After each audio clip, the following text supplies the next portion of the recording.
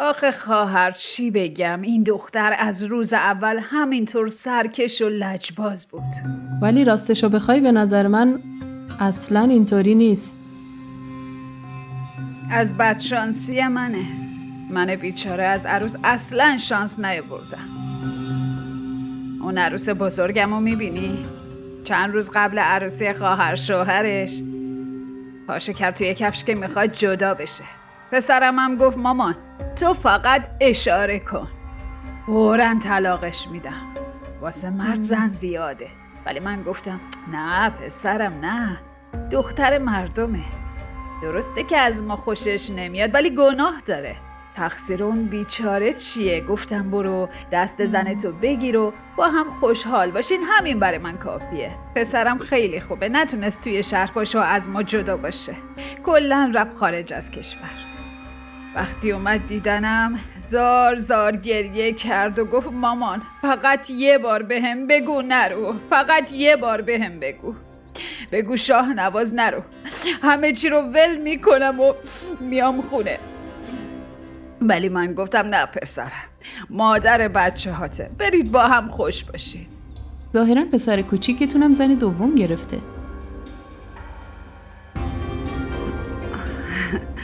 چطوری براتون بگم؟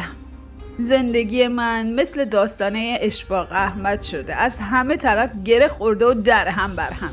همین آزرا خودش به شوهرش اجازه داد که دوباره عروسی کنه.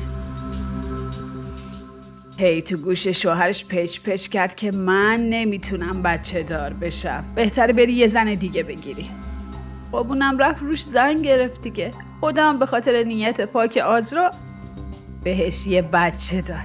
ولی مونا هم از قبل باردار شده بود. وقتی آزرا اینو فهمید از روی حسادت روزگار پسرم رو سیاه کرد. بهش اصرار کرد که باید مونا رو طلاق بدی. حالا شما خودتون قضاوت بکنی مونا چه گناهی کرده. پسرم هم قبول نکرد. خودتونم که دیدین اون شب دختره یه دیوونه چه نمایشی رو انداخت، عروسی رو زهر مارمون کرد. دختر معصوم منو ناراحت و خجالت زده کرد. بعدش هم که جواهراتشو به رخمون کشید، ما که ازش نخواستیم. خودش برداشت آورد گفت این برای عروسی خواهرم باشه. منم گفتم دخترم نیازی نیست، ولی اون به زور داد. گفت در عوض مونا رو طلاق بدیم. منم بهش گفتم شیطون رو لعنت کن، زن خدا رو خوش نمیاد، گناهه. ولی خب چی کار کنیم ها؟ وقتی که یه نفر بخواد شر بپا کنه هیچی جلوشو نمیگیره. الان کجاست؟ پیداش نیست. چی بگم والا. زن داداشم هم نازا بود. برادر بدبختم چه کارایی که نکرد، با 1000 دوا و درمون و دعا و التماس بعد 8 سال خدا همین آزرا رو نصیبشون کرد. حالا اینم شده عین مادرش. ولی خدا رحم کرد و بچه بهش داد. خب تقصیر ما چیه که بچه نموند؟ دختره از دیشب هی گریه کرده. خون به جیگرمون کرد. آخرشم مریض شد و رفت بیمارستان. فهمید بچه سقط شده. آخه بیچاره الان بیمارستانه؟ آره، ولی از این بیمارستانه الکی نبردیمش. بیمارستانش خصوصیه، همین نزدیک خونمونه، بیمارستان مجهزیه. تازه پسرم یه پرستارم گذاشته که مرتب بهش سر بزنه. واسه همین شاهمیر اومده خونه. گفت مامان من چطوری زنمون تنهایی ول کنم بیام خونه؟ منم گفتم چیکار کنم پسرم، منم دست تنهام، داداش بزرگتم که نیست. الان بزرگ خونمون تو هستی، باید خودت به کارا برسی. واسه همین اومد، وگرنه تنهاش نمیذاشت. ای بابا دلمون گرفت با این حرفای ناراحت کننده. ول کنی تو رو خدا، الان موقع شادیه، قهوه‌تونو بخورین. شما هم برداری.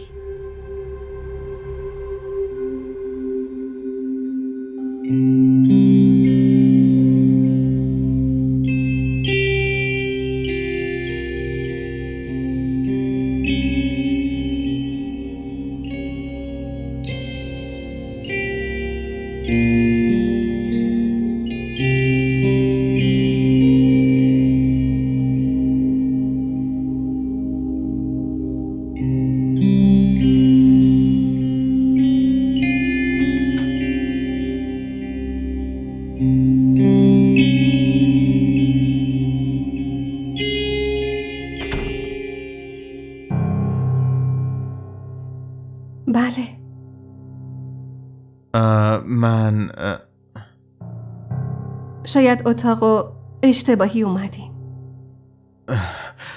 بله شاید من واسه دیدن کسی اومدم. شایدم مرخص شده ولی به من شماره همین اتاقو دادن. پس حالا که تا اینجا اومدم این گل برای شما. لطفاً. ممنونم.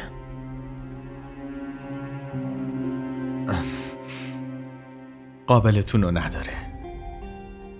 میتونم بشینم؟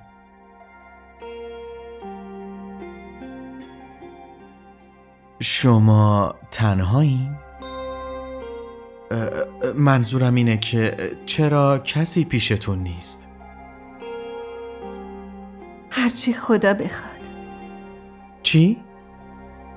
منظورم اینه که تا وقتی خدا نخواد اتفاقی نمیفته. اون میخواد من تنها باشم، پس تنها. پس شوهرتون؟ اون مرده. لطفاً بگین که ناراحت شدین. نمیدونین چقدر به همدردی نیاز دارم. خیلی از شنیدنش متاسف شدم. ناراحتیتون رو درک میکنم. نه، نمیتونین اینو درک کنین.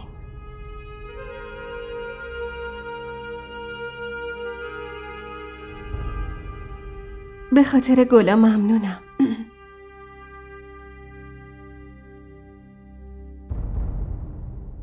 خواهش میکنم.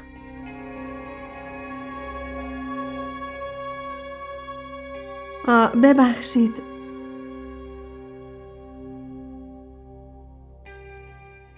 بله. من خیلی تشنم. تو اتاق آب نیست. اگه میشه لطفاً یه لیوان آب برام بیاری. شما نگران نباشین. الان میارم. زود برمیگردم.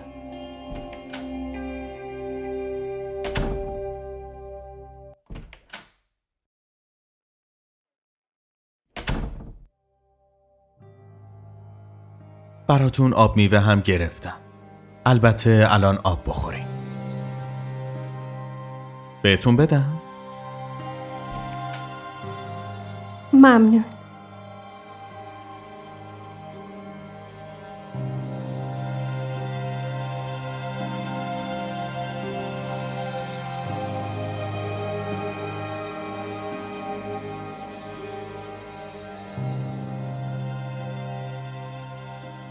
شوهرتون تماس گرفته بودن، پرسیدن به چیزی نیاز ندارین؟ بهش بگین چیزی لازم ندارم. باشه میگم. حالا که عذاب وجدان بهش فشار آورده میخواد ازم خبر بگیره. وگرنه اون همیشه پیش زن دومشه. حتما فکر میکنید که چقدر من زن بد اخلاقی هستم. ببینین اگه میخواین میتونین شماره منو داشته باشین. هر وقت چیزی لازم داشتین با من تماس بگیرین. من به جز خدا به کسی نیاز ندارم. خودش منو انداخته تو این مشکل. خودش هم حلش میکنه. هیچی از کسی نمیخوام.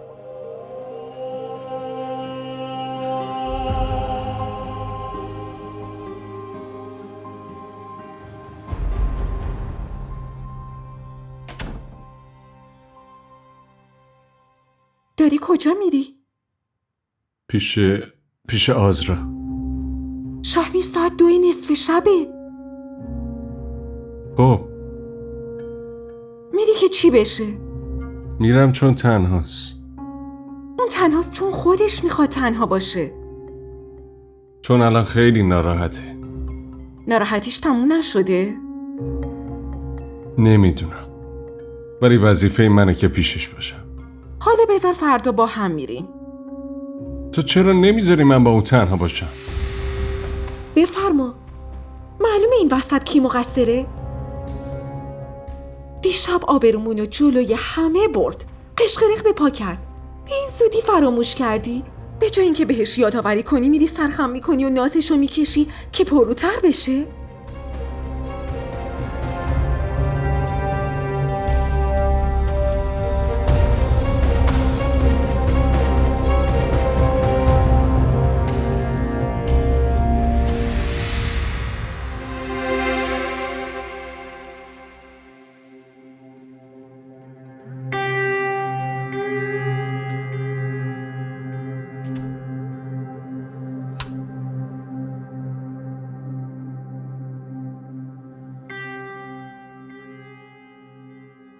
بذار تاریک بمونه.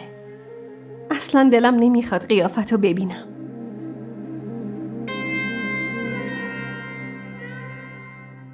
چیزی خوردی؟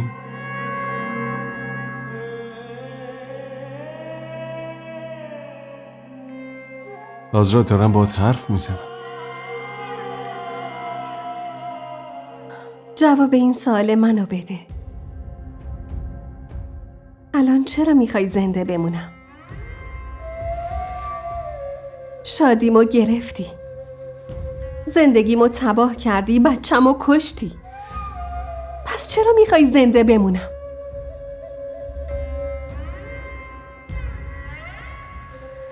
آزرا، تو هر چی بگی حق داری. قبول دارم که گناهکارم، ولی الان وقت این حرفا نیست. آزرا، تو خوب شو و بیا خونه، بعد هر چی خواستی بگو. اون اشتباه بزرگی که من کردم. اشتباه کردی؟ تو بچه منو کشتی، بعد فقط میگی اشتباه کردی؟ آزرا، حالت دوباره بد میشه. اینجا بیمارستان، خونه نیست. اطرافمون مریضه دیگم هست. نمیخوام رعایت کنم. رعایت نمی کنم. تو قاتلی. قاتل بچه منی. از اینجا برو، نمیخوام ببینمت. باشه، میدونم اینجا بمونم اذیت میشه. بهتره بخوابی.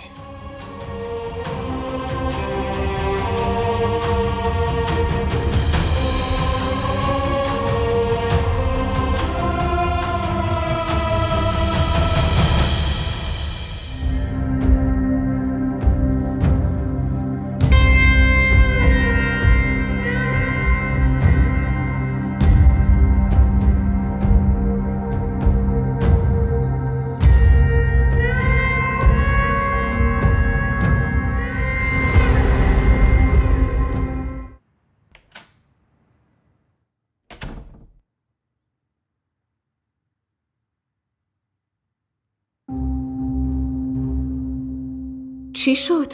زود برگشتی. ببین لطفاً تو دیگه شروع نکن. چیه؟ مگه چی گفتم؟ شیطونه میگه طلاقش بده، خودتو راحت کن. اگه یه بار با خونسردی حرف بزنه چی میشه ها؟ نمیدونم چرا اینقدر تلخ و سنگدل شده. انگار هر لحظه ممکنه از جا بپره و به من حمله کنه. منم خیلی دلم میخواد که بین دوتا تو فرق نظرم و آرامش داشته باشم، اما نه، اون قسم خورده که زندگی رو برام زهرمار کنه. مگه چی میخواد؟ وفای من و طلاق تو. قبول کنم؟ اگه میخوای قبول کن. تو میتونی؟ امروز اون بیمارستان، فردا من. انشالله زودتر من بمیرم راحت شم. لطفاً شاه میرس این حرفا نزن. ببین اگه این شرایطو قبول میکنه که هیچ، وگرنه طلاقش بده و راحت شو.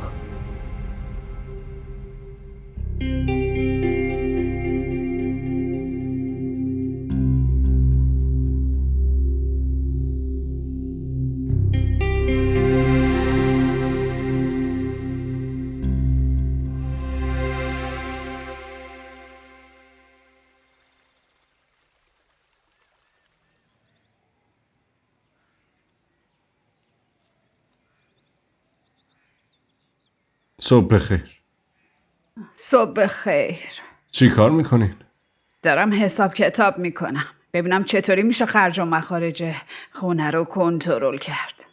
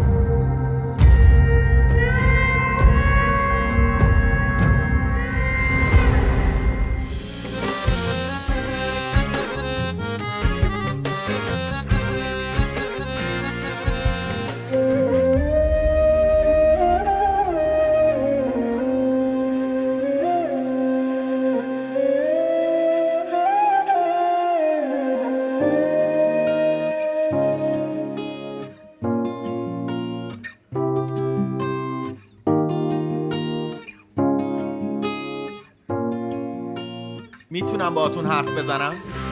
میخوام یه چیزی بهتون بگم. من میام پیشتون. الان میام.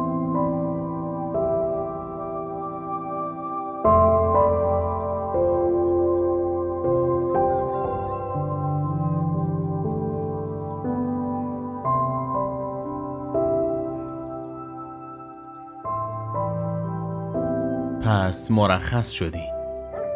الان حالتون چطوره؟ شما؟ خونتون اینجاست؟ آره، من اینجا زندگی میکنم. تازه اومدم.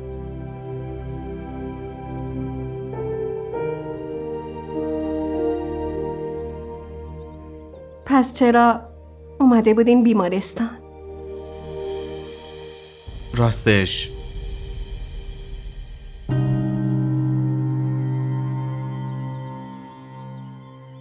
واسه دیدن شما.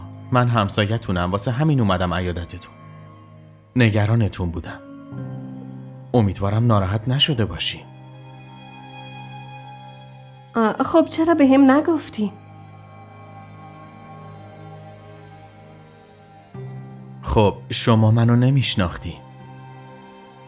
پس فکر کردم حالا که آشنا نشدیم چه فایده که خودمو معرفی کنم.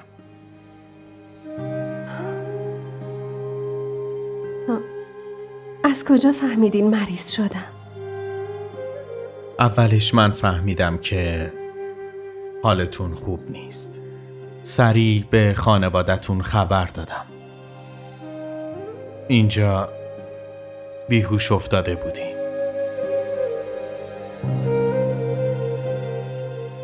ای کاش اصلا خبر نمیدادین. میذاشتین بمیرم. معذرت میخوام، ولی فعلا باید استراحت کنی. تازه از بیمارستان مرخص شدی.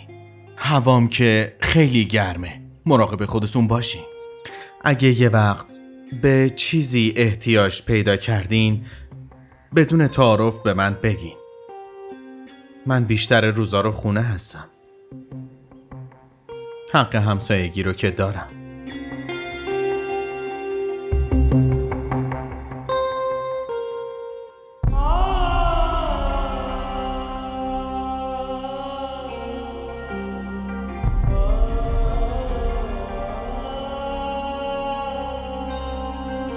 ماما غذا پختین مگه نه؟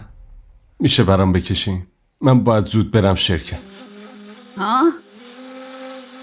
پسرم دیگه از من گذشته. تا وقتی دخترام خونه بودن دست به هیچی نمی زدم. حالا که از پا افتادم توقع داری کلفتی زنتو بکنم؟ مگه من چی گفتم ماما؟ فقط گفتم غذا بکشین، میخوام برم سر کار، همین. اینی که کنارت نشسته همین زن سوگلیت، بهش بگو پشه بره تو آشپزخونه برات غذا درست بکنه، هم واسه تو هم واسه مامانت. به جای زنت به من دستور میدی؟ مامان با این حالش چجوری بهش بگم غذا بپزه؟ میبینی که حامله است، نمیتونه. چرا نمیتونه آشپزی کنه؟ ها؟ از کارش که مرخصی گرفته و داره جاسوسی تو رو میکنه. چطور اون موقع حالش خوبه؟ الان مریضه؟ من باهاش رفته بودم که آزرا رو از بیمارستان بیاریم. دهن منو باز نکن خانوم. همه دنیا میدونن تو چقدر به آزرا لطف داری. باشه بسه. بیخیال. کسی غذا نمیپزه، من از بیرون سفارش میدم.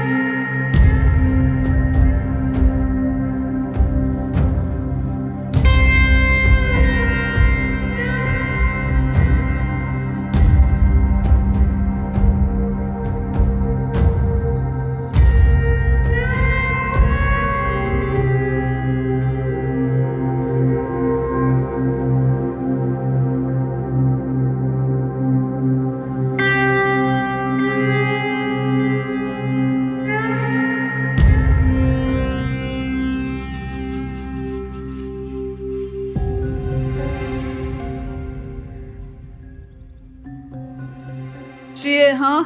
پیش زنشه دیگه. نرفته که یه غریبه رو ببینه. ندیدین 2 روز پیش چه آشوبی به پا کرد؟ تو هم همچین آروم و ساده نیستی یا خانوم. پاشو برو آشپزخونه غذا رو آماده کن. قندم افتاده، دلم داره ضعف میره. ظرفای دیشبم نشست، از اونا رم بشور.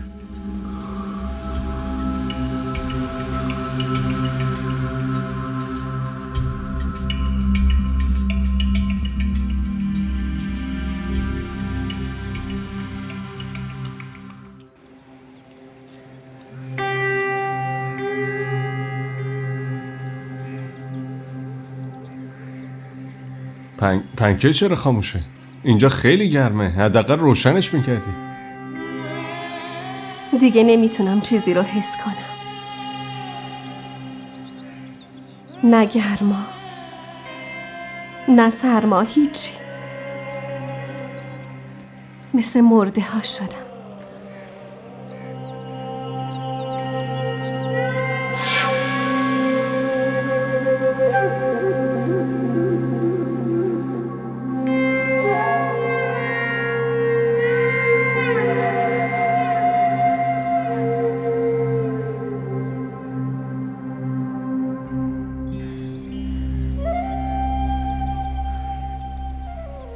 پاشو بریم.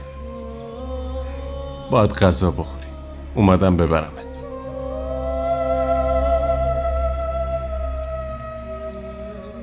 گرسنم نیست. آزرا خیلی ضعیف شدی. اگه غذا نخوری دوباره ضعف میکنی.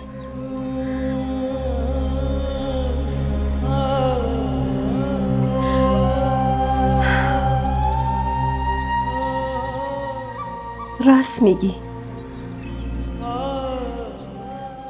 خیلی ضعیف شدم. چون که تو قوی هستی. قاتل قوی. تو چت شد؟ هیچی. اونی که باخته منم، اونی که از دست داده منم. تو چت شد؟ هیچی. چون که تو قوی هستی.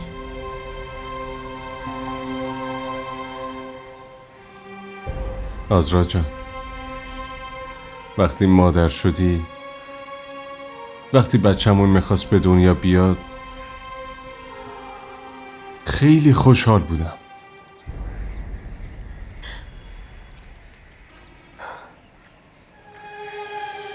دروغ میگی. اصلا خوشحال نبودی، چون تمام ذهنت درگیر بود. درگیر زن دوم و بچه اولت. اصلا بچه من یادت نبود. چطور از وجودش خوشحال می شدی؟ به جون اون یکی بچت قسم بخور که از داشتن بچه منم شاد بودی.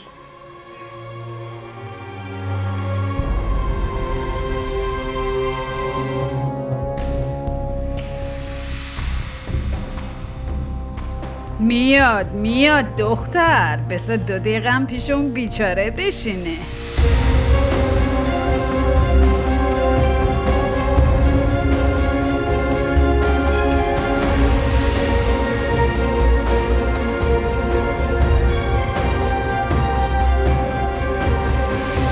من قسم میخورم که خوشحال بودم، ولی با اون شرایطی که داشتم تو اون اوضاع چطور میتونستم بهت نشون بدم که چه احساسی داشتم؟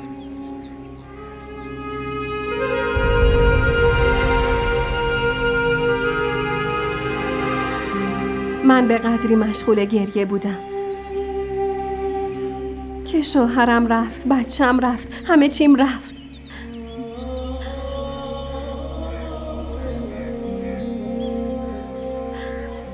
فراموش کردم که چقدر برای داشتن این بچه دعا کردم. وقتی هم به دستش آوردم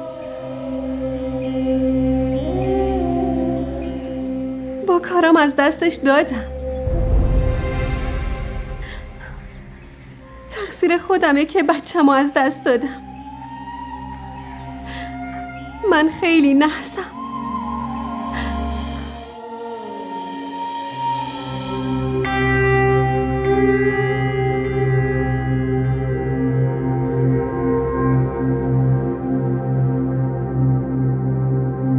شاهمیر،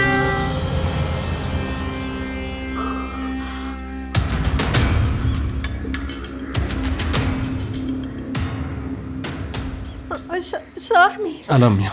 شاهمیر.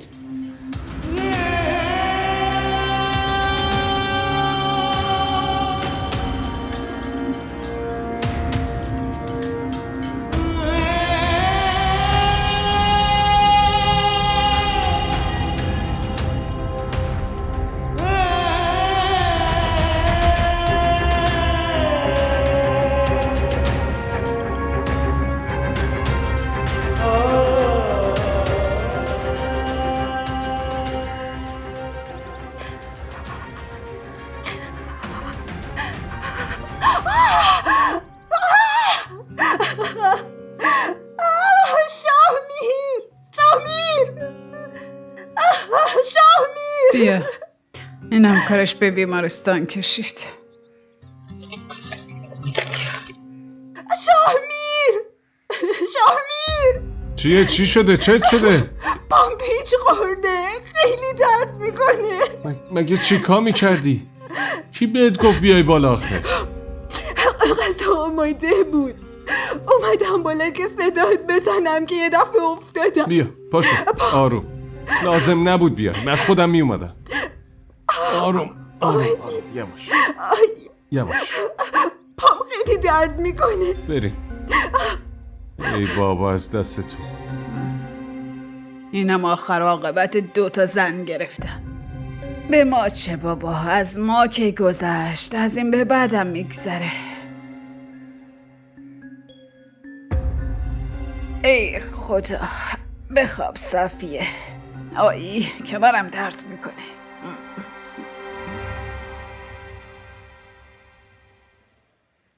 باید همش رو تموم کنی باشه؟ جایت که درد نمیکنه. قلبم درد میکنه.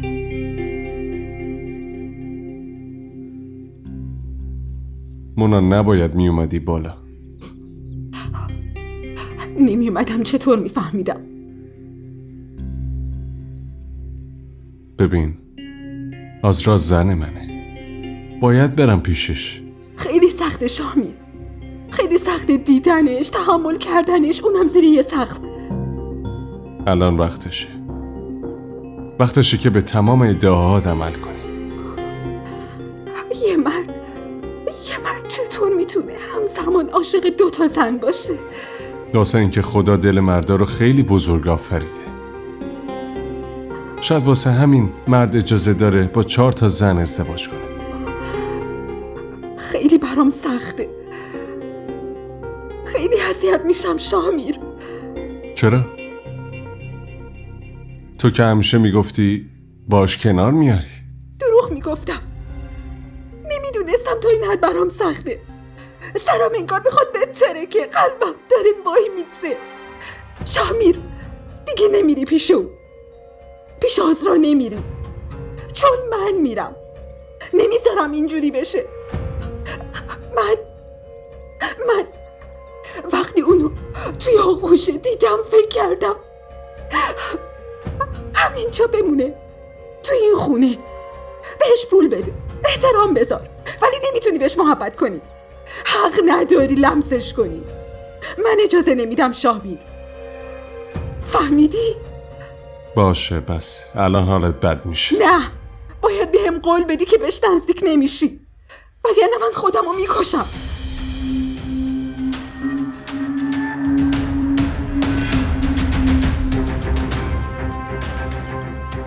پاشو بریم. پاشو باید بریم پیش دکتر. بریم.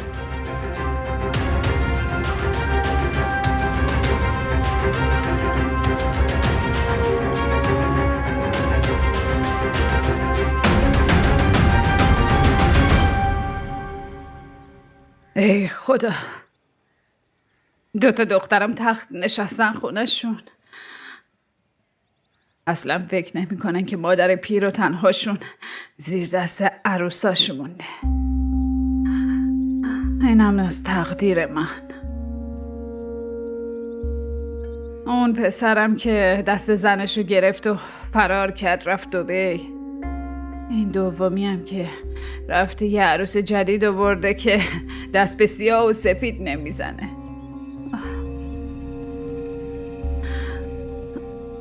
کاش حداقل به کارهای خونه میرسیده. خدا.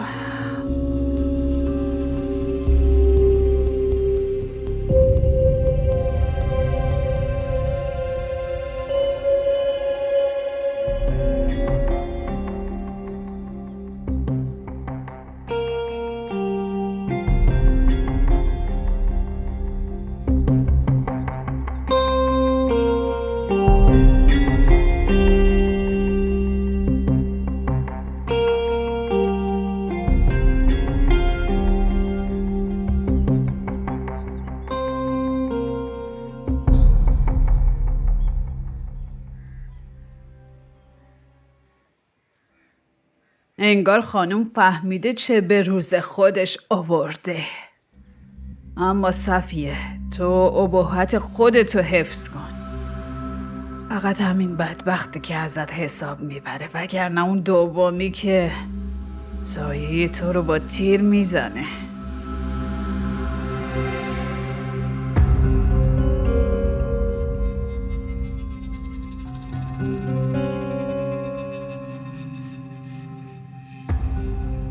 همه عمر بهتون خدمت کردم.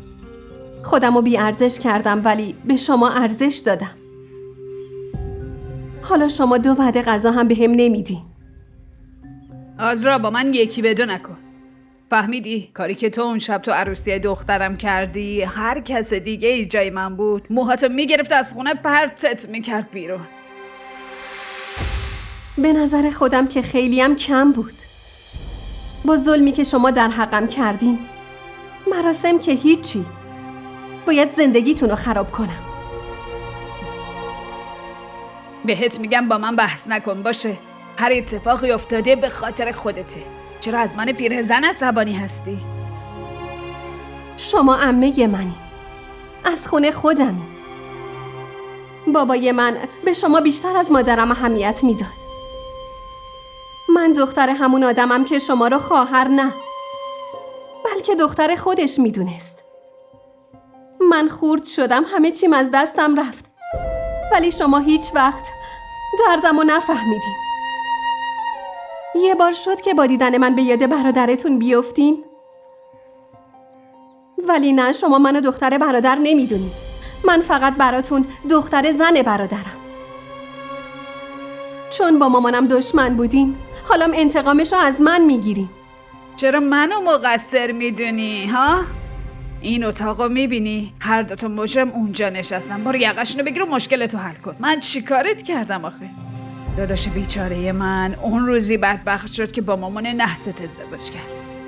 صبر کن ببینم. دیگه هرگز اسم مامان مردمو به زبونت نیار.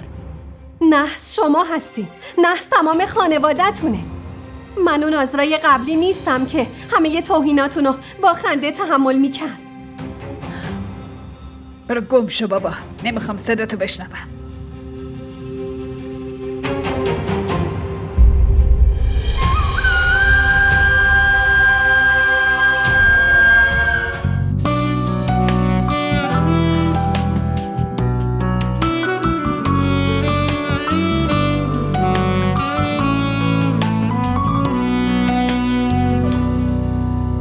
با قاب عکسای قدیمی